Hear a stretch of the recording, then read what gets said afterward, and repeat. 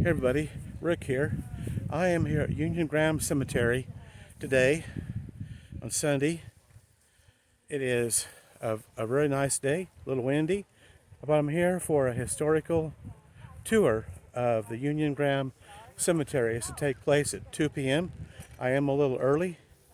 The reenactors are getting ready to do their walkthrough, so this ought to prove to be very interesting. I've never been to one of these before, so I'm really looking forward to it. Wish it wasn't so windy. But at any rate, we're here, and I think I'm just about ready. Just waiting on the time for it to start. So come on along and join me on this historic cemetery tour.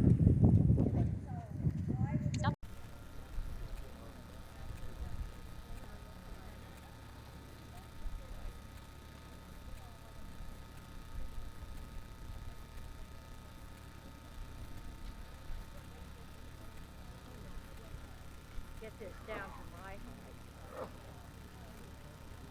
Somebody else to have to have fire. Okay, can you hear? Are we on? Yay. We've got a few other folks that are coming down, but we are going to go ahead and begin a little bit. Just so you know, many of you have been to our cemetery tours before. We do our presentations with everyone telling their story first, and then following that, our reenactors will go over to the grave sites, and we have tour guides that then will guide you on around to all of those grave sites, and you can take pictures or visit with any of those reenactors at that point as well. So just so you have a little bit of the logistics for the afternoon. And this is our final 150 presentation for the museum.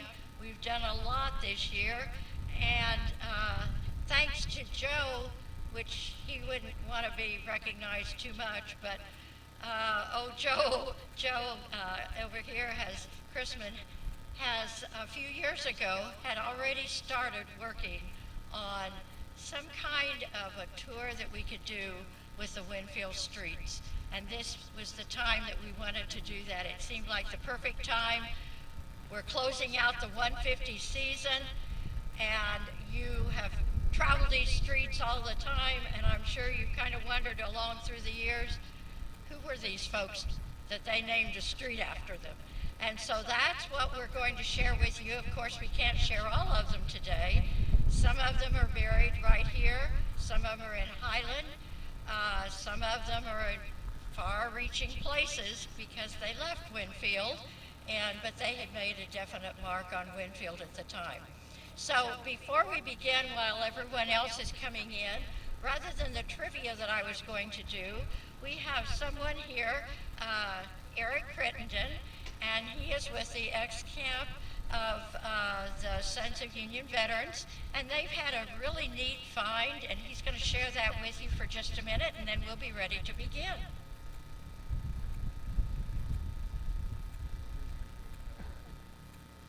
Thanks, Cindy. Yeah, as she said, my name's Eric Crittenden, and I am one of the charter members of Private John N. Eckes, Camp Number 10, Sons of Union Veterans of Civil War, based here in Winfield, Kansas. And while I get a chance to publicly thank the Cali County Historical Society and Museum is allowing us to have our meetings in their facility the third Thursday of every month, so I want to publicly be able to thank them for that, because that's tremendous to allow us to meet there. But yeah, recently I discovered through some people, of course, Sons of Union Veterans Civil War were the legal heir successors of the Grand Army of the Republic, and one of our missions into also remembering the history of our ancestors and what they did to preserve the Union is to preserve the documentation, to preserve the history. And so a month ago in Ark City, I was going through a local merchant shop that has vendors in there that have materials up for sale. And I've come around and I saw some documents. I looked down and I saw a set of discharge papers, and then I also saw an original application for pension for a gentleman by the name of A.A. Newman. And anyone that's familiar with Ark City at all knows about Newman Dry Goods Store that was early on. And AA was a Civil War vet. He served out in Maine. And upon seeing that, I investigated it farther in the recognition that we needed to preserve that history. And I was able to get in contact with the vendor, the owner of the documents, and was able to eventually get that acquired, and did it on behalf of Private John N. Eckes Camp Number 10, because the owners felt more comfortable having us as a form of guardian or custodian of sort to look after that and make sure that it's fully utilized. And so just a little bit of information about A.A. Newman. He served out of regiment and camp out of Maine. He came to Kansas in 1868. He had a brother, and him was at Emporia.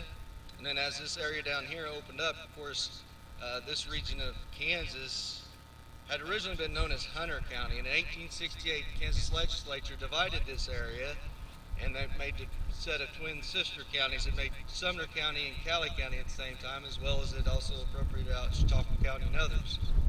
But A.A. Newman had came down here, and like I said, was at Emporia in 1868, and when they opened up these regions and had divided them into other counties, he came to Arkansas City in late 1869 or 1870, and he was one of the early founders, and he had a number of other compatriots, a number of other partners, early gentlemen such as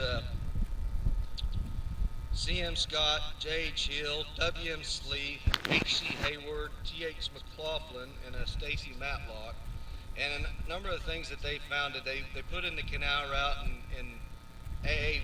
founded the flour company there on the Walnut River. They put in the canal that would go from the Arkansas River, cut across to the Walnut River. It was basically a chase, and they built a flour mill there.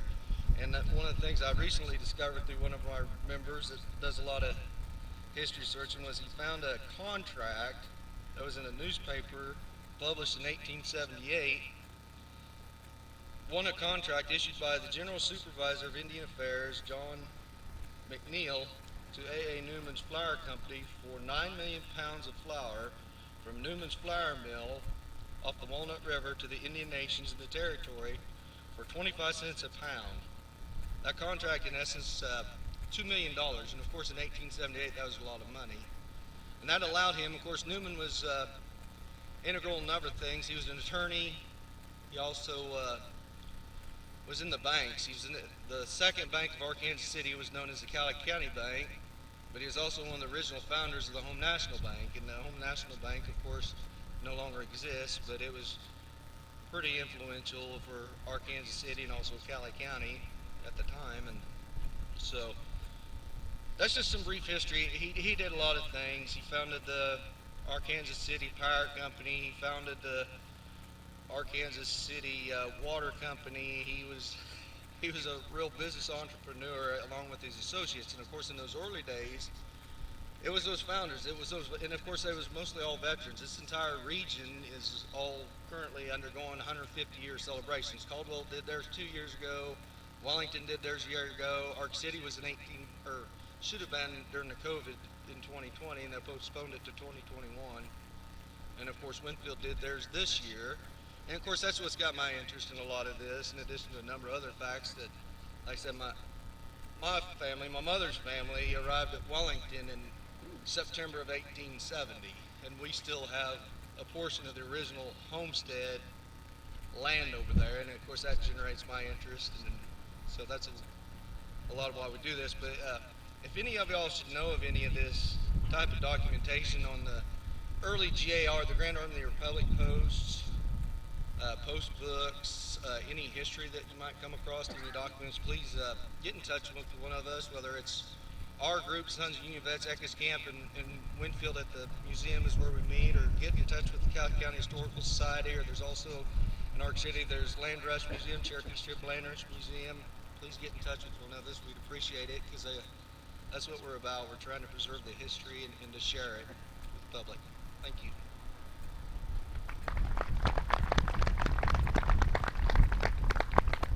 It's always interesting to see what things are out there that we are not even aware of, and now that so many more are downsizing, I think a lot more of those kinds of things will begin to appear in places that we need to keep our eyes open. So, we are ready to find out about the names of some of the streets in Winfield that you travel every day, because they were our early founders of Winfield. And they are the ones that really built us up. Some came in 1869, 70, some came a bit later, but thanks to them, we have much of what we enjoy every day still here in Winfield. So the first one we're going to meet is Colonel Loomis. And Colonel Loomis had quite a life in order to even get to Winfield. So Colonel Loomis, we're ready for you.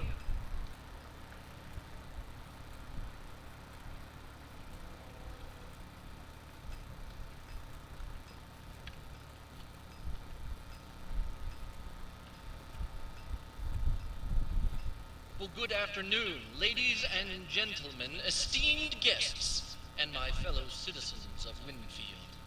I must admit that when the honorable group suddenly stirred me from my eternal slumber and asked me to recall the story of my life for you on this warm, windy October afternoon, I was shocked.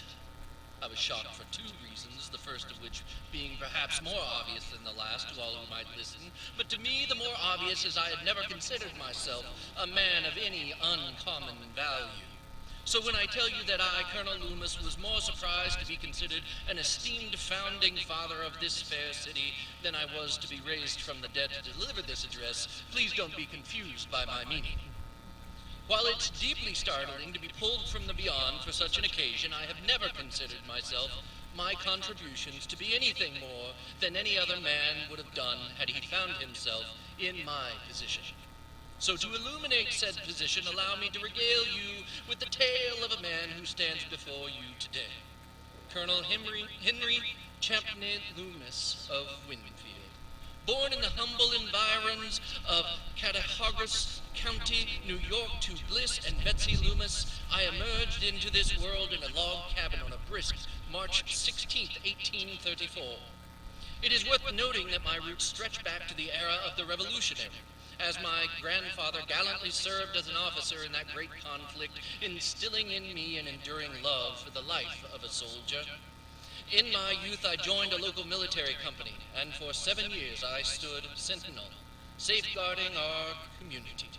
But then the Civil War beckoned, and our company was integrated into the 64th New York Infantry. I proudly held the rank of first lieutenant and had the privilege of leading my comrades in battle at the perilous clash of Fair Oaks. It was there that I was twice struck by the enemy's lead, once through the leg and once through the arm. Many have described these efforts as valiant, yet I hardly see that anything I did in leading a charge against the Confederate forces was anything more than anyone would have been done by countless others fighting to end the bonds of slavery. As I convalesced at my home from my wounds, I helped organize the 154th New York Infantry. With the grace of Providence, I ascended to the rank of Lieutenant Colonel in this new regiment, and I continued to serve with unswerving focus through the remainder of the war. My actions were indeed recognized by the various Grand Army organizations, and I took the mantle of local GAR post commander for several years. In 1903, I had the honor of being appointed as the department commander for that great state. Now, after the war, I ventured to the oil fields of Pennsylvania for a brief period.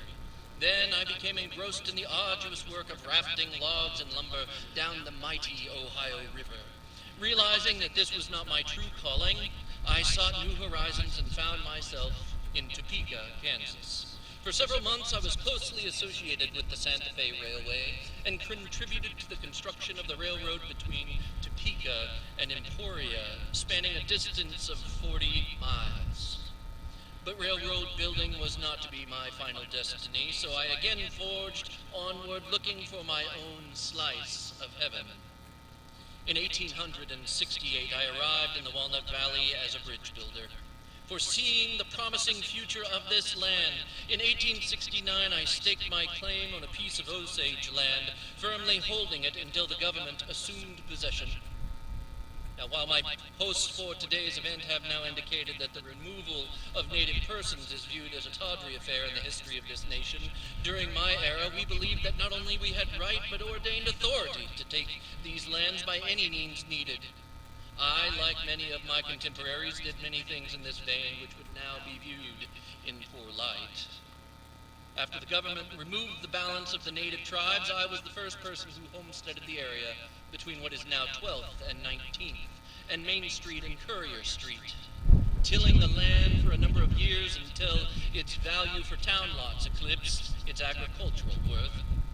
In a gesture of my desire to see this town flourish, I donated the square block of land to the city of Winfield for educational purposes, the very land upon which Lowell School now stands. I played a role in the organization of Cali County, which many have called pivotal, and on May the 2nd, 1870, was elected as its first county clerk. Each and every role I've held has been one of duty and desire to do better for my fellow man, not in an effort to acquire accolades for myself. In July 1871, I was appointed as one of the townsite commissioners for the burgeoning town of Winfield, tasked with allocating lots to each settler. My own independence stemmed only from the fact that my land had no ties to the original town. I held no other civic office from that point until the year 1896, when I was elected as mayor and subsequently re-elected in 1897 in a victory that was heralded as a landslide. It was in this context that the Agricultural Society found grounds on the lands of myself and A. Meaner in 1872. My contribution of acreage, motivated by my belief in the Society's mission, was guided only by my unwavering support for the betterment of our community.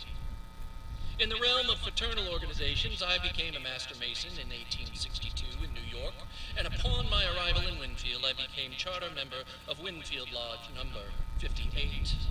I held the distinguished position of the lodge's first worshipful master, and over the span of 43 years, I advanced to the highest degree, the 33rd, in this venerable order. In the realm of the Grand Army of the Republic, I served as a dedicated commander of Silver Post number 85, culminating in my election as Kansas Department Commander in 1902.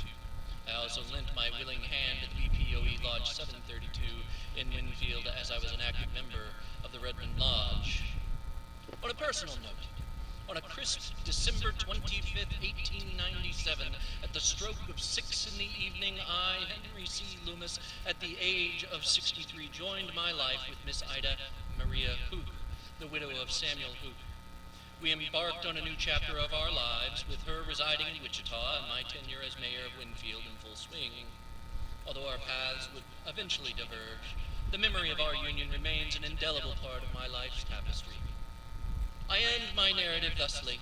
I, Henry C. Loomis, acknowledge that I have no kith nor kin.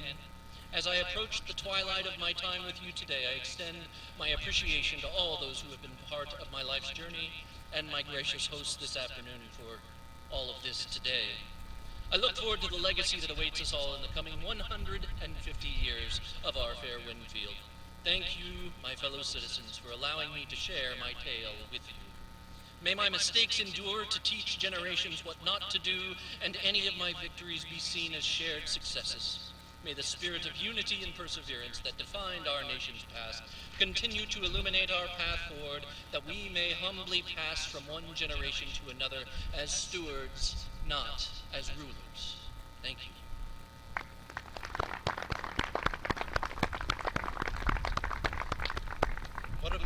What an amazing story of bravery and commitment to the Grand Army of the Republic and the Winfield community. I want to hear another story about another founding father.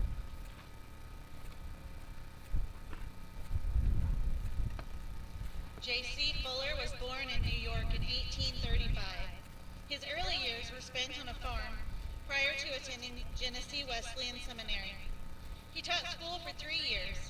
In 1855, he began his many moves to all parts of the U.S., first to Grinnell, Iowa, then Chicago, Nebraska, California, and Houston. At the outbreak of the Civil War, he went north to Baltimore, Maryland, and worked in the publishing business for 4 years. He then found his way to Kansas with a brief stop in Fort Scott prior to arriving in Winfield in August of 1870. In partnership with D.A. Millington, he purchased A.A. Jackson's 160-acre claim. Fuller and Millington, with E.C. Manning, laid out the town site of Winfield and formed the Winfield Town Association with Mr. Fuller as president. In January 1871, he opened the first bank in Cowley County, the only bank south of Emporia. In 1879, forming a partnership with Colonel J.C. McMullen, it became the Winfield Bank, eventually becoming Winfield National Bank. Later, that would become First National Bank. Fuller was not only a banker, but an inventor and entrepreneur.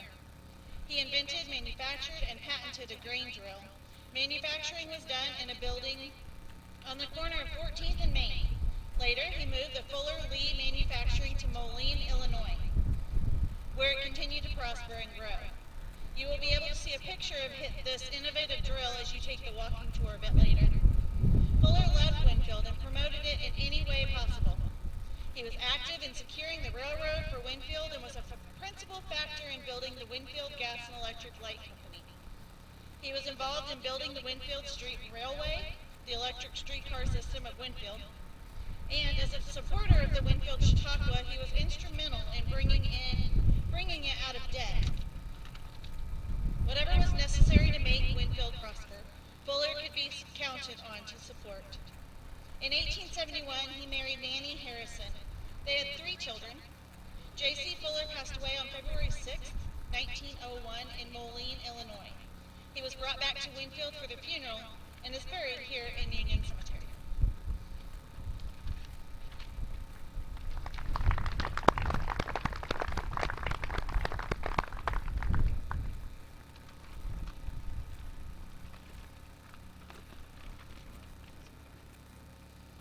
And now as we move past J.C. Fuller's gravesite, we come to Charles L. Harder's gravesite.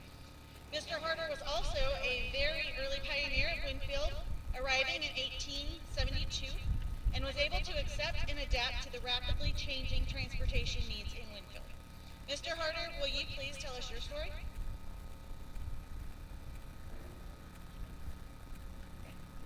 Hi everybody, I'm Charlie Harder. Actually, Charles L. Harder, but everybody calls me Charlie.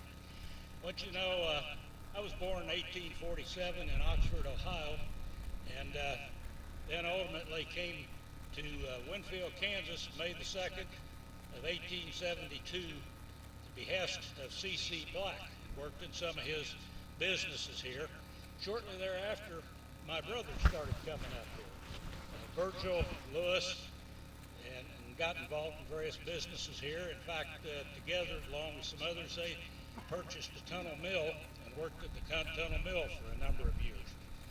Brother Joe showed up here in 1877, immediately opening a drugstore at 820 Main, and operated that drugstore successfully for 40 years before finally retiring. Newspapers at the time will note that my brothers seemed very dedicated to furthering the business effects and affairs of Winfield and trying to make Winfield grow and succeed. They also noted that I was very dedicated to having a good time, and I did. Things went along very well. In fact, Mr. Black and I organized a club here called the Evening Star Club as an exclusive social club for elite members of the Winfield community. We had a lot of fun there. Things were going well then, and election year of 1877 came along, and as the Winfield Courier said, which I want to make sure I don't quote the Courier wrong, so I need to read what they put in the paper, was on October the 25th of 1877, Charlie Harder's Democratic friends have perpetuated a rather good joke on him. They intended it for a joke, but we understand he takes it in earnest. The idea of selecting a nice ladies' man like Charlie for sheriff is simply ludicrous. Then, after telling me that I better not spend a lot of money on the campaign and things like that because it wouldn't go anywhere, they further said The people may elect you to a nice indoor job when they have one to spare. They would not think for a moment of subjecting you to the hardships incident to the sheriff's office. Well, I did take it serious. I thought it'd be fun to be sheriff. And so I really got involved in electioneering for it. Mr. Black got one of the other papers to back me, and the Courier kind of appeared to do so when later in the fall of 1877 they wrote, Charlie Harper, the Democratic nominee, is a good fellow, has no faults except as such are common to Democrats, and probably would make a good sheriff. Yeah, I think that's kind of an endorsement, except a little later in the article they went on to say, but there is no good reason that any Republican or any Democrat who wants the best man selected should vote for him. Well, that didn't affect me that much because I got busy electioneering and campaigning. Some people said kind of a dirty campaign, actually, that did beat my Republican opponent by a full 83 votes. My term, at that time it was 2-year terms, had some hiccups along the line. Number one, I started getting criticized for not really following up on some of the criminal cases that my predecessor, Sheriff Dick Walker, had started. Just flat out ignored some criminal cases that arose during the course of my term. And, there were some reasons for this. I was really more interested just in following up on the civil part of the office, because that's where you could actually make some money, number one. And number two, getting into that criminal part, you could get hurt doing that. As goes to show, like my successor, A.T. Shinneman, in 1883, done went and got himself shot and killed just by getting involved in some criminal stuff. Went out to arrest a guy that was wanted for a murder in another county, had nothing to do with Cowley County, went to arrest this guy and ended up getting shot and killed. I wanted to avoid that sort of activity. So I limited myself mostly to the civil part of the business, but even that I got some flack about because at that time sheriffs didn't get paid a salary. They just got paid based on what you did. For example, if you serve a civil paper, a summons, you might get 25 cents. If you served a writ, they 35 cents. Did something else, you'd get so much and all that. And plus, you could claim mileage for that. Well, I found that my predecessors had all been doing it a little different than I wanted to do. For one, if they had 2 papers going to one individual, they would just charge mileage on one of those papers, not on both of them.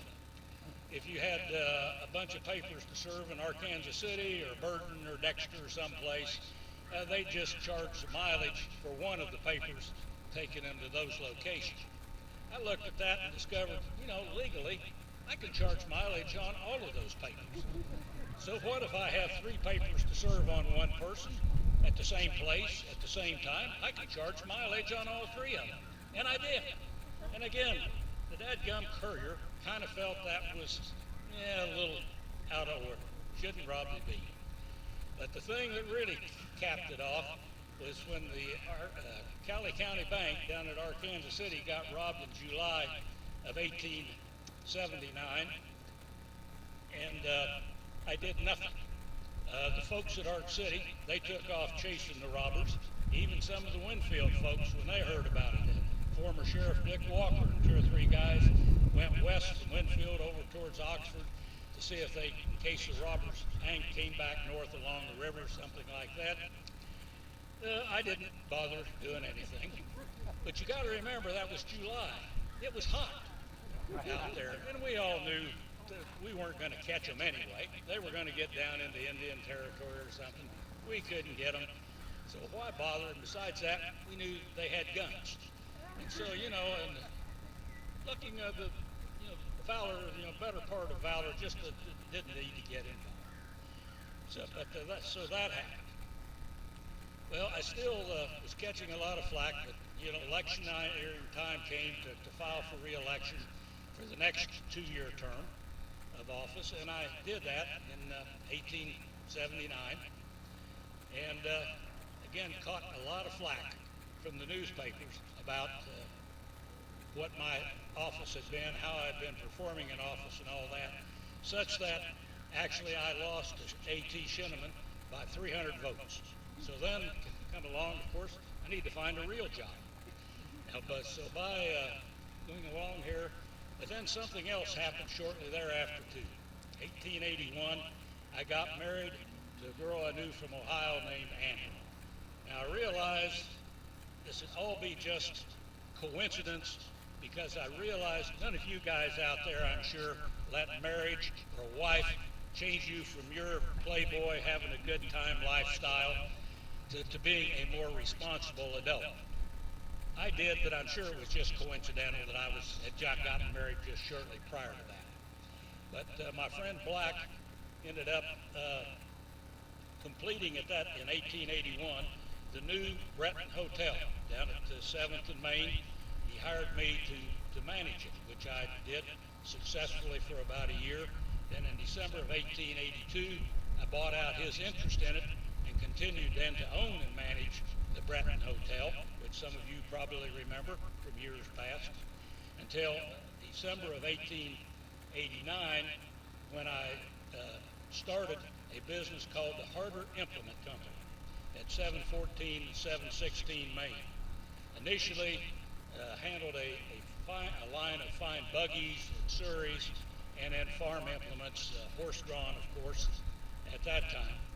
As time went on, I could start to see modernizing coming in and got, in addition to the farm implements, got involved into taking on some of these new automobiles that were coming into being, and am credited with receiving and selling the first Ford Model T car ever sold and received in Cali County. I then became a dealer for Ford automobiles and did so for several years until switching to Dodge automobiles, which I continued to sell in a very successful business until retiring in 1926, and then continued to continue residing in Winfield until dying here at my home at 1315 Millington in January of 1930. Coincidentally, I see some of the folks here this afternoon that I think recall seeing talking to my former neighbor, Dr. E.B. Emery, down at 1415 Millington about 2 weeks ago. So good to see you all again out here. With that, I'm very happy to have you all here this evening. I would recognize that the naming of the Harder Street was probably more than just for me. Although I may have been the best known of the Harder family, the rest of my family was very prominently involved in promoting the business affairs here in Winfield and helping Winfield develop and become the town that it did become. So we're very proud to have a street named after us here, and I'm very happy to see you all this evening and thank you all, or this afternoon, and thank you all for coming out to be with us.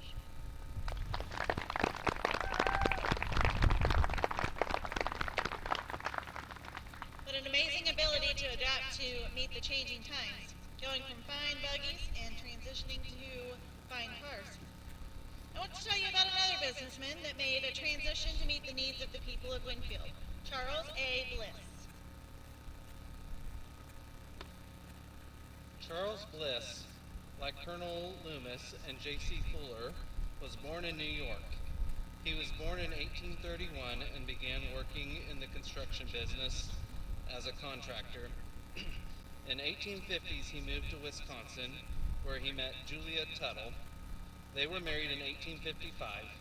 He moved to Kansas in 1858. His first business was in Topeka, where he started a foundry with Ira Smith. He later began a grocery business with partner John Lee.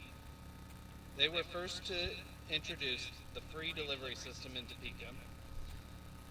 In 1871, Charles moved to Winfield and bought out a small stock of Baker and E.C. Manning and became the first regular mercantile business to carry large stock of goods. He even made trips to the territory to bring back horses and ponies to sell. He, along with several others, was instrumental in bringing the railroad to Winfield. The first brick house in Winfield was built by Bliss. It was located at the corner of 10th and Fuller. Bliss is best known for conducting large, prosperous milling business. He purchased an existing mill on west end of 8th Street on the Walnut River from Joseph Landon in 1872. In 1880, he sold half of his interest to B.F. Wood. They operated under the name Bliss and Woods Winfield Roller Mills. Their mill burned down, but they were not defeated. They quickly rebuilt. In 1883, they were producing 24,000 pounds of flour every day and shipping 3 car loads a day to other states. Julia passed away in 1882. He then married Mary Stone Jewell in 1883. Charles was the father of 4 children, but 3 of them died at a young age. All are buried right here in Union.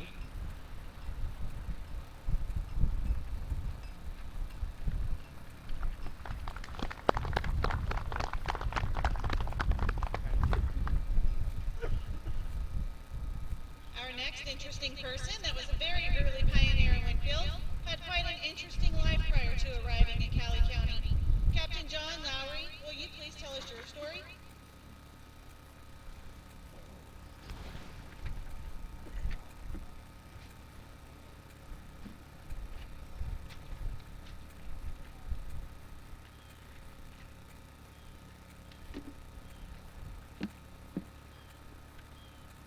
I have been described as being a very proud man, very independent, a character unto myself. I never enjoyed having my picture taken. I don't like seeing my name in print. So today, I choose to use my own voice to address you because as a riverboat pilot on the river with the paddle wheel running and the noise on the deck, I had to be able to speak loudly and give orders to the men. This is something that I've had to learn and I'm going to continue to learn. So I really don't like being here today, but I was asked by a very lovely young lady by the name of Cindy, and so how could I refuse her? My name is Captain John Lowry. You may call me Captain. I was born November 9th, 1814 in Washington City, which you may know now as Washington, D.C. I was born smack dab in the middle of a conflict that you now know as the War of 1812. The British had returned to the United States. They came to the Capitol and burnt the White House, the then home of President James Madison. I slept quietly in my crib, was only told about the events later on. In my youth, in traveling out from the city, I became acquainted with the Potomac River. I became fascinated with the boats, ships that plied the river, the current in the river. Someplace I always snuck off to see when I was not busy doing any chores.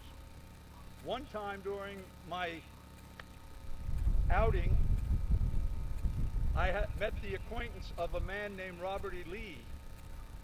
You may know that name. We'll talk a little bit more about him in a little bit. He was 5 years my senior, but we gained a very close friendship. So much so that in a few years later, when he was going to venture out to St. Louis, he invited me along. St. Louis, oh wow, that's a town about the river, all those paddle boats and things. I was in my element. That's where I wanted to stay. So I applied myself, learning my craft, learning everything I could about the river, about piloting boats, and things like that, so much so that I eventually was able to become a pilot of my own steamboat. In 1861, we were about to enter another war. My friend Robert E. Lee, who was at that time the commandant of the military academy at West Point, New York, resigned his commission and became the commander of the commanding general of the Confederate States. I went myself about working on the river and ferrying men to and forth, north and south, men and supplies. The war lasted for quite a while. Luckily, by the grace of God, I survived. Many men died in that conflict. When the war was over, I was entitled to a soldier's pension. I neither took a pension nor would I accept a pension. I didn't need it. I'd been a successful steamboat operator, and with the allure of the river, I had enough. So my mind began looking west. So I set out, and I can't really recall the first time that I heard about an area south of Wichita along a river by the name of the Arkansas in the Indian Territory. Sounded like something I wanted to do, an adventure that I could have, perhaps be prosperous. So I went down to that area only to find out that there was an opportunity to own land 9 miles east in the Walnut Valley along the Walnut River. So I made a journey over here. I went ahead and sought out a man by the name of E.C. Manning to see about purchasing some land, which I was able to do. I purchased 80 acres, which basically went from Lowry Street all the way to the river. Of course, the railroad was not there at the time. It did not come in until 1879 into Winfield. You have to understand, building a house in those times was very difficult because there was no hardware stores, there was not even any supplies brought in by train. The trees that you see today that are numerous were not here back then. The only trees were along the rivers because they were water. Prairie fires would burn off the prairie, so it was pretty sparse. So you had to have material brought in by wagon. Fortunately, Winfield in the area had a lot of natural native stone. So my house that I purposed to build at 910 Lowry, it still exists, was made of native stone. So for 2 years we stayed in a log cabin in and around the area that's now by the railroad, just south of 9th Avenue. When the house was completed, we put the date on the east side of 1873 to denote the completion of the building. That is what was originally the entrance to the house. Now the entrance is off of Lowry Street. So if you venture over there, you can see the original house finished in 1873, one of the very early houses. They're especially made of such strong material. After we arrived, I found myself a wife. I'd been married 3 times. My first 2 wives gave me 2 children each, and they subsequently died in infancy. And I came to Winfield and married a woman by the name of Lenora. She was an excellent hostess. We had a beautiful house, a beautiful home. She had made it very attractive. We were able to invite people for gatherings, social gatherings, prominent people in the community, founders of the city came out, and she loves to do that. I'll never forget her cheerful and enthusiastic attitude. She was the perfect hostess. Unfortunately, she died in 1896. So for several years I was by myself. Some of my proudest accomplishments are the development of the Winfield Fairgrounds, which was at one time a part of my parcel of land that I originally purchased. Of course, at that time we had developed racing, horse racing, which is no longer there. But I understand that nowadays there's a number of events that are held throughout the year that still make it a very nice place. And many visitors and citizens come to the fairgrounds to enjoy it. So that's what I would like to be remembered for as my legacy. Also, in the early years of arriving in Winfield, I got into a number of different business ventures which I'd never had any experience in. Selling cattle at one time, speculating in land, farming, doing a number of things. But one thing I remembered from being in the river out east was in the winter, when the river froze, there was no steamboats, river boats going up and down the river. They harvested ice, they cut ice, just like you harvest crops. They harvested ice. Very big business. In the 1830s, which I later learned, the third largest commodity shipped on sailing ships was ice. Because the idea, we look at it today as a luxury, back then it was a necessity to preserve food. If you didn't have any way to keep food, keep it down to a temperature below a certain amount that it wouldn't spoil anything, you had to butcher or can or harvest right at the moment. So they would cut ice in the East Coast and take it down in all the northern states really, and take it to the southern states as far as South America and some of the islands. So I thought, what about an ice business? So I had my own ice business, harvesting ice off the Walnut, which would be just off to the west of the area of the fairgrounds. I won't go into the global warming thing, but we had a lot colder winters back then. We'd have ice a foot thick on the Walnut. We also, there was a man that also developed a park across the river, basically would be north of where the bridge is today, the West 14th Bridge, called Riverside Park. I encouraged and helped and assisted, and that was built, and that was a wonderful place to take families and things and enjoy it. But I used my ice for an ice cream business right outside of the park. So I cut the ice in the winter, stored it, and took it out during the warmer months, and everybody had ice cream. You didn't have ice cream 24 hours a day, 365 days a week back in those days. It was a treat. So we had a sufficient amount of ice for ice cream. I have so many memories, stories, some lost. I lived to be 90 years old, dying in 1904. I had a wonderful time, a wonderful life, a wonderful wife, and I enjoyed being considered someone who donated and gave a little bit to the founding of Winfield. I thank you so much for your interest in this story, a little bit about how Winfield was founded and the contributors by coming out today. Thank you very much.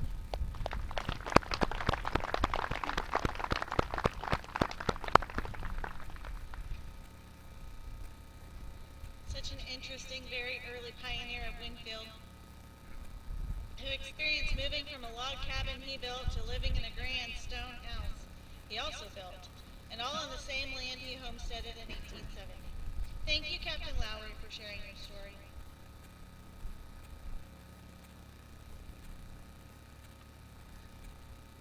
The next gravesite we will be visiting is James A. Simpson, another early Winfield pioneer. James Simpson was born March 16, 1846, in Ireland. He was one of the pioneer brick masons, building contractors in Winfield. At age 21, James came to New York and moved to Rutledge, Vermont. 3 years later, he moved to Carthage, Missouri. Before being convinced by the owner of Reed's Bank Company to come to Winfield to build his brick bank building in 1872. Since Reed intended to become a paramount bank in Winfield, he wanted to build a structure of brick and stone to house his growing business. He searched for a highly qualified mason in the county to finding none. Took the advice of a friend and contacted James Simpson. To be sure he came, he sent a covered wagon to Carthage to bring James, his partner John Stewart, to Winfield to do the work. The Reed Bank that they built was the first building of masonry construction ever built in Cowley County. In 1873, Simpson and Stewart were awarded the contract to build the county courthouse. Their work was well known for the finest quality work done, with both reasonable and completed in a timely manner. They continued to build many more large buildings that still stand downtown area in Winfield. A couple of those include the S.H. Mighton Building, which was purchased in 1920 by the Masons, and the Fay Building, where Valentine Brand is now located. They also built many fine homes. James was brought up in the Episcopal Church, but he arrived in Winfield. There was no Episcopal Church, so he joined the Presbyterian Church and became the charter member of the church. In 1876, he married Esther Fowler in the Presbyterian Church in which he had the privilege to build. James also built the family home, which was on 10th Street. Simpson passed away in 1906 at St. Mary's Hospital after a brief illness. He was only 58. He was survived by his wife Esther and one sister.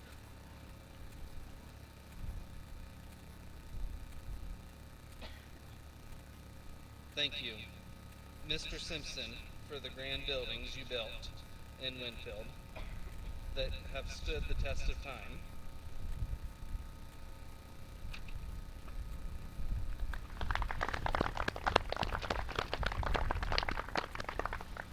Oh, I see that we have another very early, in fact, the very first doctor and druggist to open a practice and business in downtown Winfield, Dr. Mansfield. Will you tell us what brought you to Winfield and the amazing things you were able to accomplish after you became a citizen of Winfield?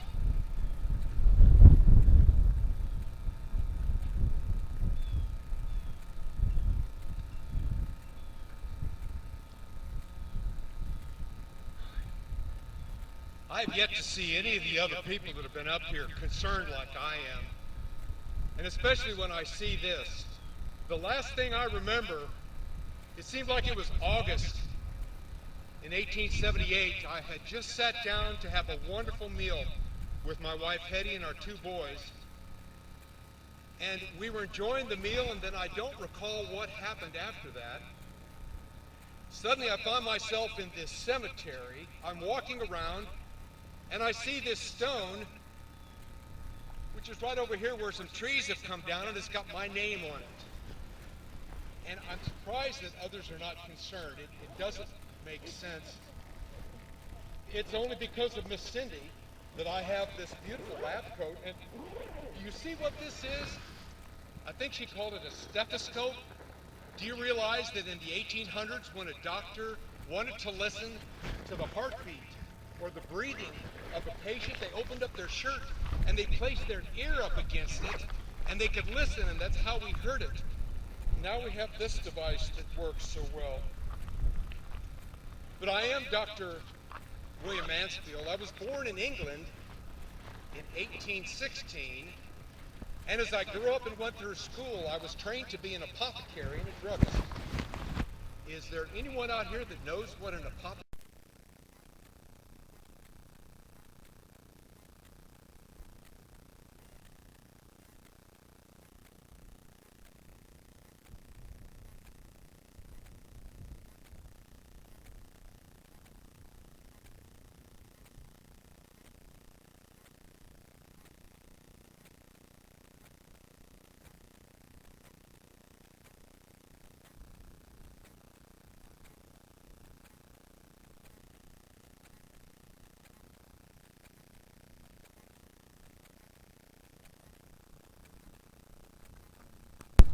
And I was very interested in their plight.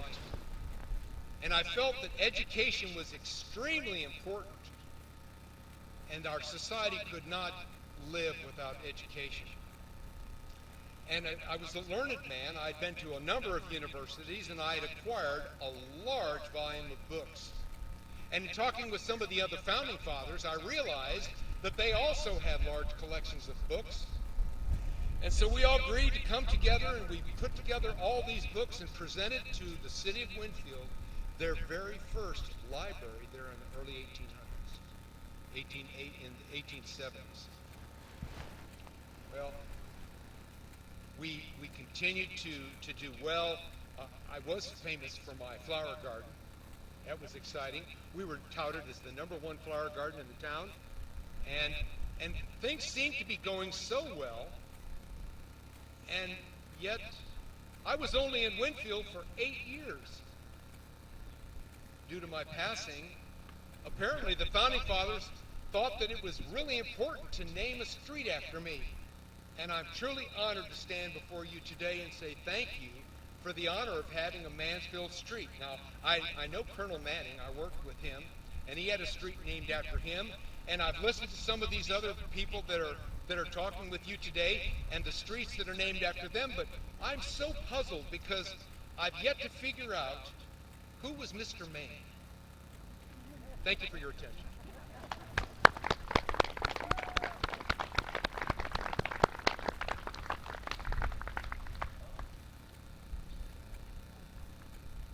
Just as Dr. Mansfield began in the old log store, he later expanded his practice into a more suitable location on Main Street. The next grave site that we will visit is that of another very early pioneer businessman that began his business in a small 20 by 40 rented frame building on Main Street that he later expanded into one of the largest businesses in South Kansas, J.B. Lynn.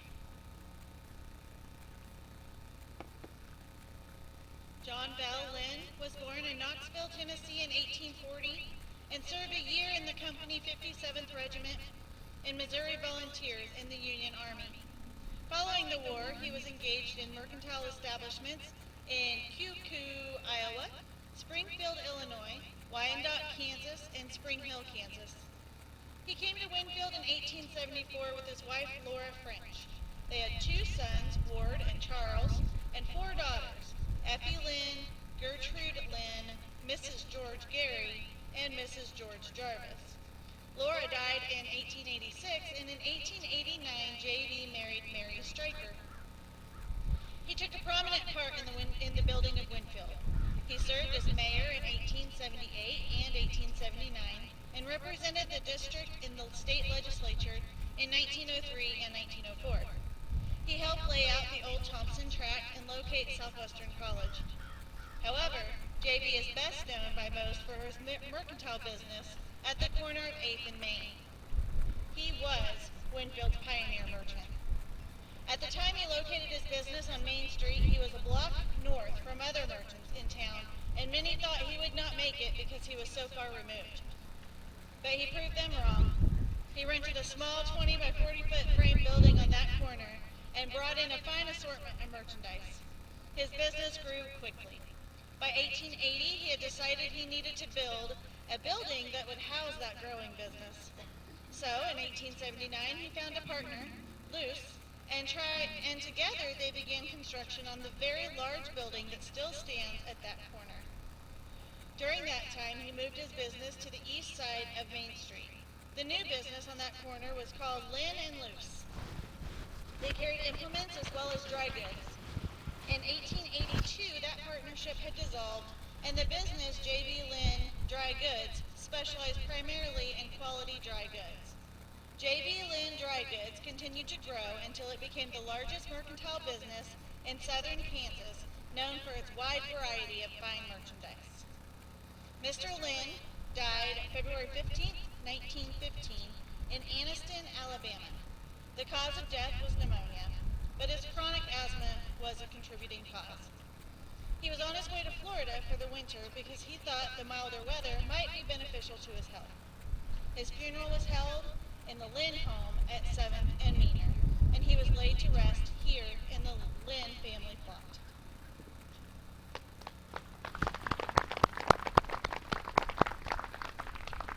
We've already met such interesting early founding fathers of Winfield, but we have one more to meet who really created the layout of streets and blocks in Winfield that we are so familiar with. He had quite an interesting journey getting here, and always by his side stood his wife throughout all his wanderings, many times merely keeping in touch through the letters they wrote to each other. Please welcome Mr. and Mrs. D.A. Millington. He was one of the original founding fathers.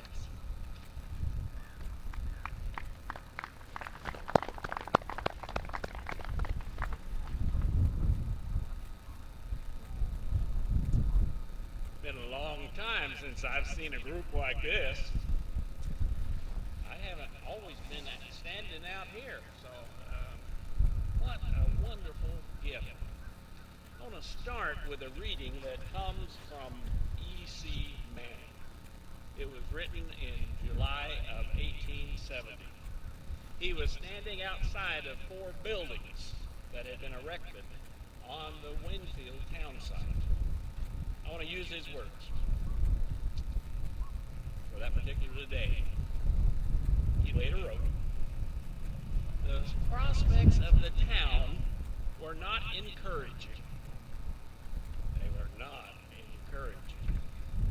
Then 2 strangers, driving a span of horses hitched to a hunter's wagon, drove to the front of the store and halted. I went out to talk to him, and leaving Mr. A.A. Jackson in charge of the store. This was about 10 o'clock a.m. They said that they were in search of a location at which to settle and to engage in business. At my suggestion, Mr. E.C. Manning said, I got into their wagon and drove across the Walnut River by the way of the Kickapoo Crossing, the Tunnel Mill Ford, and on the highlands west of the town site to give them a view of the lay of the country and explain its geography. They'd been to Ark City, Wellington, Wichita, and Augusta, and had decided to turn their faces eastward and look for a location in Montgomery or Labette County. During our short drive, I formed a favorable opinion of these 2 men, Mr. D.A. Millington and Mr. J.C. Fuller. I find it interesting that J.C. Fuller, who was the founder of the first bank in Winfield, his middle name with a C was Cash. Anyway, these men, I formed a favorable opinion of them and disclosed to them the whole town and county situation as it appeared to me at that particular point. And I advised them to purchase the claim of Mr. A.A. Jackson, which included what's now Memorial Park and about a half a mile square section around it. Mr. Jackson had recently said that he was interested in selling out if he could get $1,000 for his claim. Our drive occupied about 2 hours' time. They were so favorably impressed with my presentation of the situation and its possibilities that the team was halted in the woods near the crossing of the Walnut on our return. And to my great surprise, Mr. Fuller pulled out of his pocket and handed me 10 $100 bills without taking a receipt and asked me to purchase for him Mr. Jackson's land. We drove back to the old log store and they returned towards Fort Scott, from which they came, and with an intimation that they might never return. In a few days, I consummated the purpose of Mr. Jackson's claim, and Messrs. Fuller and Millington returned and took possession. Their added judgment and means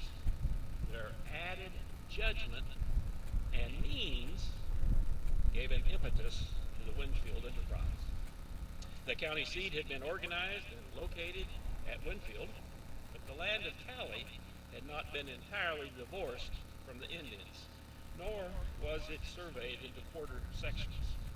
Subsequently, Millington, Fuller, and the undersigned became the principals of the Winfield Town Company.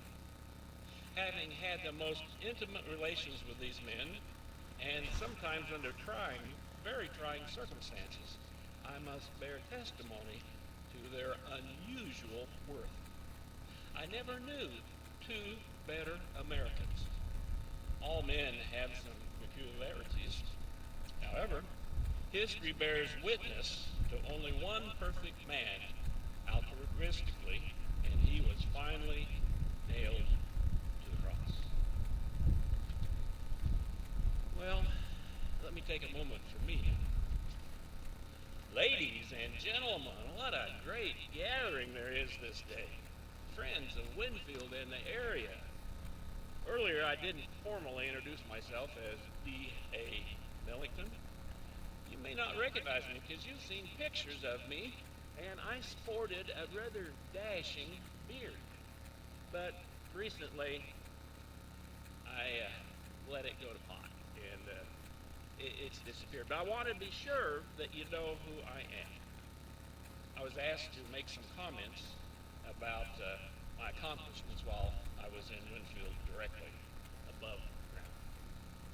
I surveyed the town plots and streets and completed that in January of 1871. Mr. J.C. Fuller and I met Mr. E.C. Manning in July of 1870. We established an honorable, trusting relationship that led to our being partners and founding fathers of Winfield.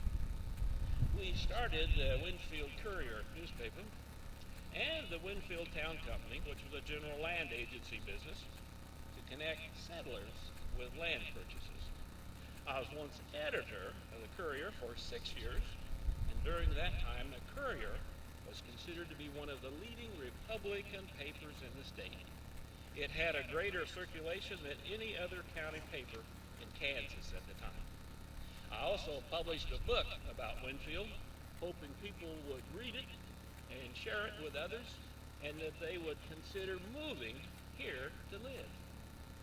I emphasized that Winfield was a first-class city, offering many opportunities and advantages to everybody. Early in my years here, I was postmaster for 5 years and mayor for 2 years. And in 1874, I was admitted to the bar. I became a lawyer. I came to Winfield in 1870, retired in 1886 from an active day-to-day business.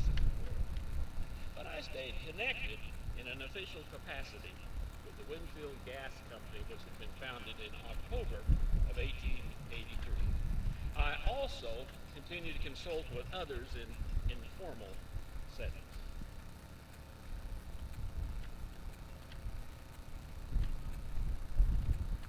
My husband, Mr. Millington, did write a lot about Winfield, and he's somewhat considered the first historian of Winfield, and I do have his notes, and I'm going to use them to tell you my portion. As my husband, Mr. Millington, explained, when our first daughter was a baby, he went west to the gold rush to find his fortune. And even after the other children were born, he continued to pursue other opportunities. He thought this was the best effort in determining the destiny of his family. In all of his travels, he and I carried on a steady correspondence. Shortly after he and Mr. Fuller visited Winfield and purchased their claim, I received this letter from him. Dearest Mary, I am busily at work here, but my principal business is in locating settlers and preparing for a general land agency business here. Being the first land agent in a place that is bound to grow, I think I shall build up easily a paying business. I have bought a beautiful bay Indian pony, 3 years old, kind, gentle, and tough, for $40, which I use to ride on my land-looking excursions and picket him out on the grass close by the house. I sleep when he is not in use and feed him 4 ears of corn a day. What a nice thing he would be for the girls. I propose to buy another as soon as I can to get a mate to him so that I will have a good team for running around.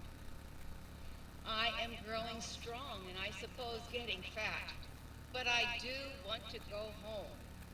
I durst not leave, however, until Fuller gets back for fear of trouble about the claims I am holding. I only wish I could hold more than one claim for myself, for there is lots of money to be made here on agricultural claims. I really want a farm on the 6 miles from here. I tell you, it is splendid. I hope Fuller will be started by the time you receive this. I am trying to cover up 2 claims for Brinnerhoff and Richards, but I think the most money on some claims could get as much as $200 to $800 each. As I want to spend more than half of my time here this fall and winter, I want you should consider about family arrangements before I get home. We have a good house about 14 by 18, 1.5 stories. It needs an upper floor and plastering to make it a good condition to winter in, but then it will be a better house than there is in town now.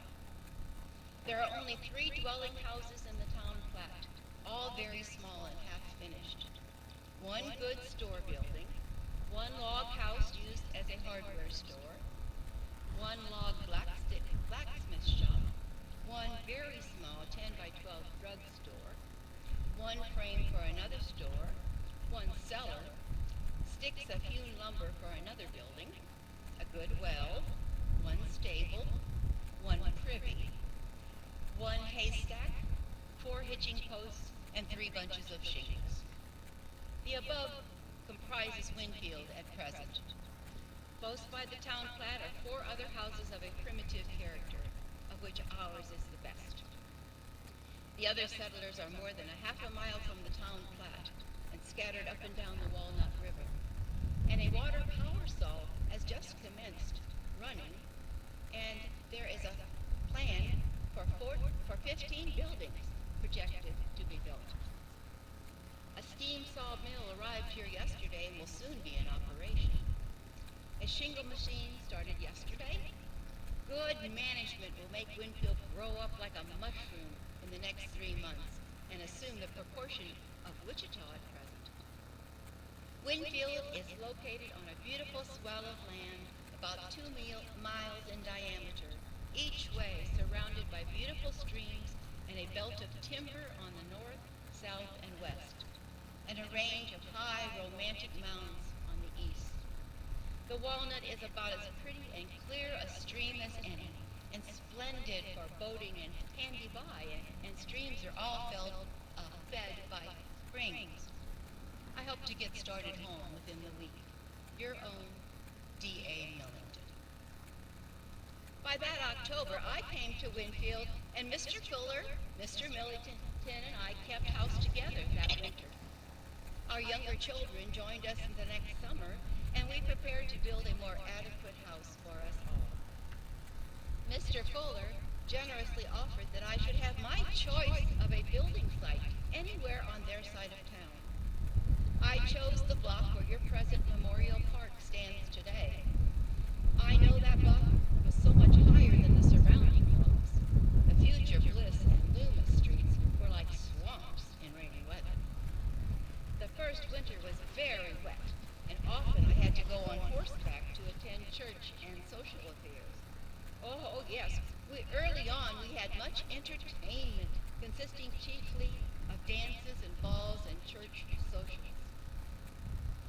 Our new home was much like a bungalow, which most folks here thought was a mansion. We painted it white, and many called it the White House. It was the only house in town on the town site east of what is now Millington Street. Due to its size, it soon became the center of social life and was used at times for public meetings.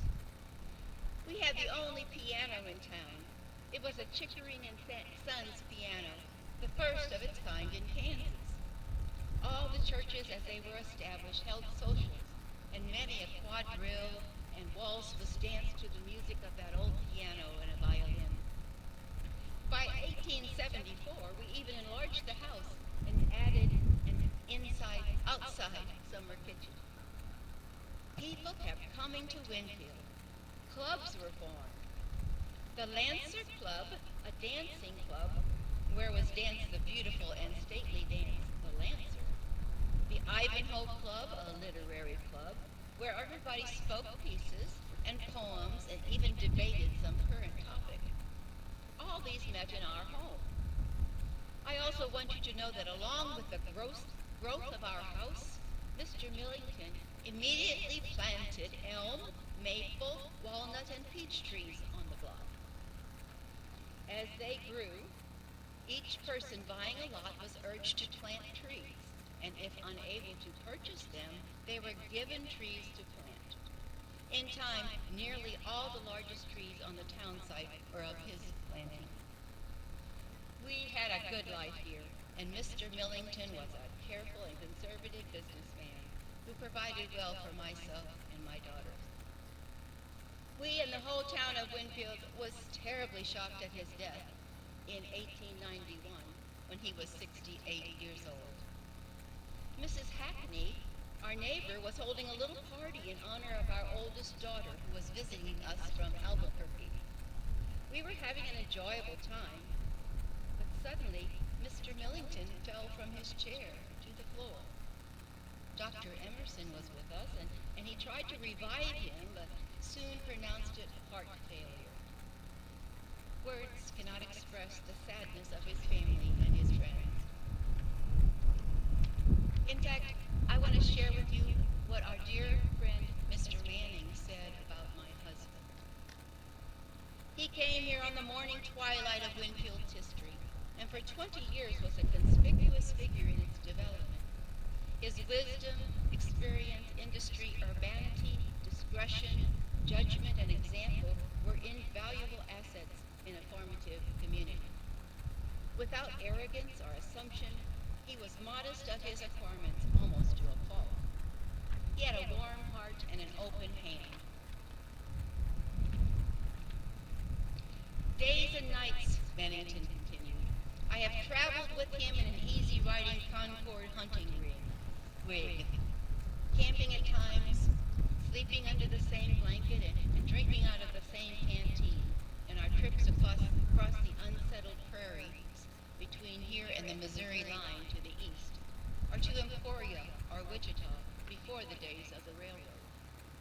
On those trips made in the interest of Winfield, the miles were shortened and the hours forgotten by the almost infinite fund of knowledge that poured from his mind. The habits of the squirrel that crossed our trail, the names of the variety of birds that fluttered in the grass or caroled in the grove, and their migratory habits.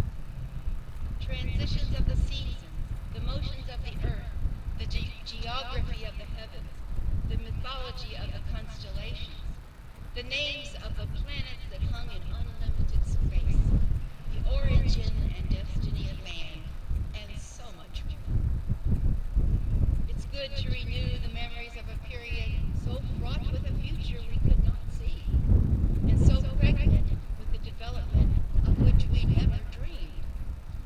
As I stand here now, I can feel his presence and the impress of his personality, and I am proud to know and say he was my friend.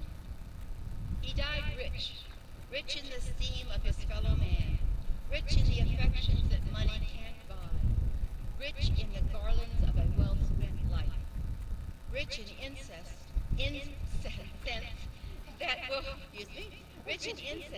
that will perpetually arise among the cherished reminiscences of Winfield's history. Thank you so much for your kind attention.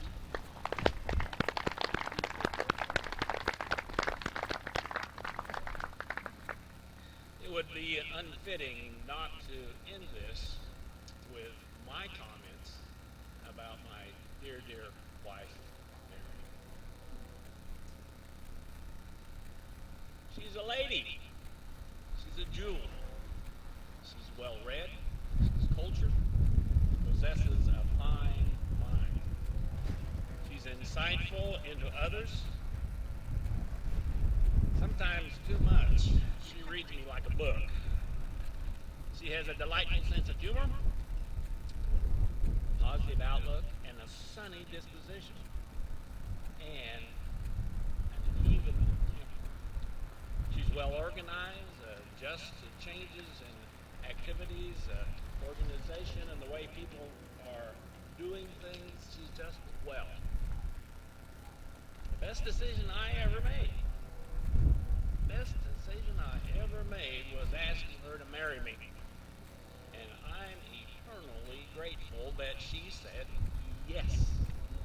love her so completely, I sometimes wonder if I worship her.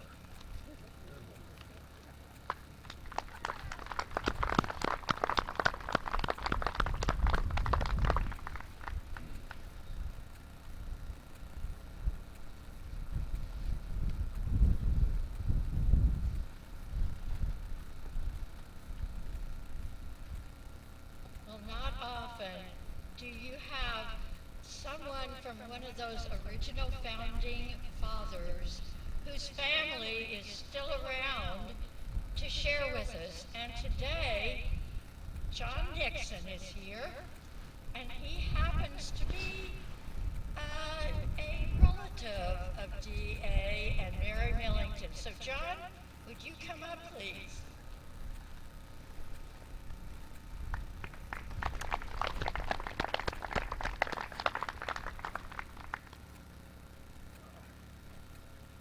Thank you. I'm D.A. Millington's great-great-grandson. His D.A. Mary Ann's daughter, Jessie, married my great-granddad, Ezra Nixon, who's buried in the Millington plot as well, in 1885. My great-granddad moved to Medicine Lodge in 1885, and he stayed in the Grand Hotel. It's a three-story hotel, if you've ever been to Medicine Lodge, and it's still standing. And while he was there, he wrote back to Jessie here in Winfield all these love letters in 1885 while staying at the hotel, and I have all those love letters from 1885. But, so D.A.'s daughter married Edward Harrison Nixon, my great-granddad, who had a boy named Harrison Ezra Nixon, who had my dad, Harrison Nixon Jr., who had my brother, Harrison Ezra Nixon III. But anyway, so, you know, I had a book that Susan B. Anthony had signed to D.A. and Mary Ann in 1886. It was a history of women's suffrage.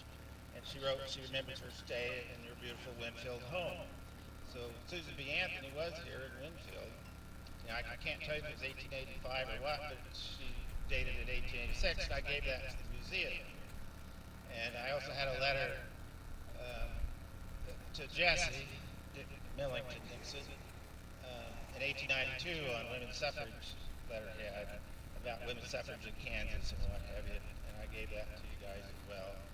And then I had a book of Jessie Millington's from 1862 that belonged to Mrs. Surratt, who was hung for the murder of Abraham Lincoln. She housed John Wilkes Booth after he shot Lincoln, and they hung her for that. And there's a picture of her hanging from the gallows. And I had D.A.'s love seat, 2 chairs that I had redone, and I gave those to the museum as well this last year, so they're down there. But anyway, yeah, the Millingtons go way back. I've got Mary Ann's Millington's flat-top trunk that has her name on it that I've tried to give to my niece. Nobody seems to want it or care about the local history, you know. But yeah, D.A., you know, he's in the early 1850s at the gold rush in California. He wrote a diary, which is it's now California Berkeley College is where it is. But I have a typed copy, and maybe you do too. And I think I gave the copy I had to the museum. I think. Anyway, anything I've got of Millington's, I've tried to get over here. I've got a big piece, and then my brother has a big piece of Millington furniture as well. But I know he had a part found in Winfield. I'm sorry I missed the 150th, but I was glad I was able to make it here. I went to the K-State game yesterday and drove here as fast as I got. I made it on time. But anyway, so if that makes sense, that's how I'm related to D.A. and Mary Ann. A long time ago, 150 years. Congratulations. It's been a while. So the Nixon stayed in Medicine Lodge, so I'm still there. So I do real estate, auction, and I substitute teach. That's what I do. But it's nice to have the history back to 1885, at least Medicine Lodge. But my great-granddad did live here in Winfield when he was dating Jessie, and I think there's some Nixons buried in Oxford as well. Anyway, thank you a lot. And I'm sure John will be around if you want to visit with him. And hopefully you have enjoyed this afternoon, but before we get on our little walking tour, I want to say some thank yous. First of all, to our reenactors. They were great, and it was a warm afternoon, and all they get is information. They have to write their own scripts.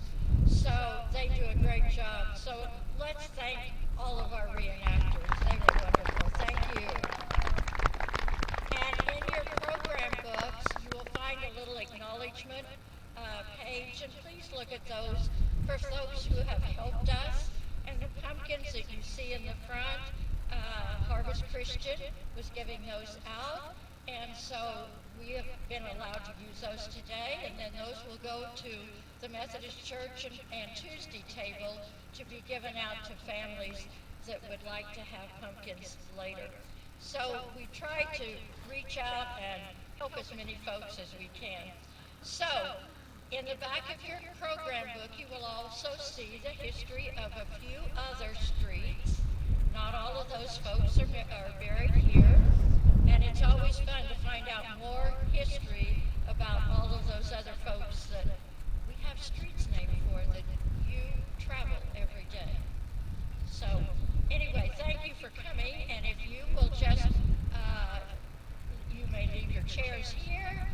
We have our tour guides, I think they're behind me somewhere here, Leanne and Graham, and they did a great job, and Miles put all of our pictures together, and Leanne and Graham have been our tour guides and our little bio stops for several years. So if they are ready, we are ready to let them take us on a tour. Our reenactors are going to go over to their grave sites if you would like to take a picture of them at their grave site or ask them other questions. So thank you for coming.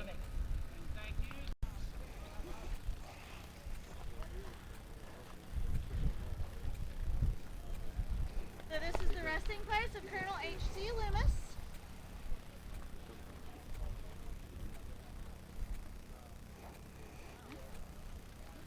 We'll move around this direction.